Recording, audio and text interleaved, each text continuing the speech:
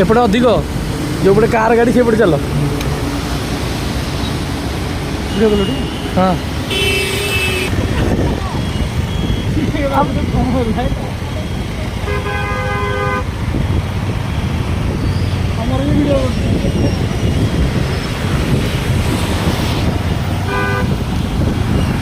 तो देख सकते हो गाइस भुवनेश्वर का एरिया है, लेकिन यहाँ पर एनएच पे पानी हो रखा है बारिश।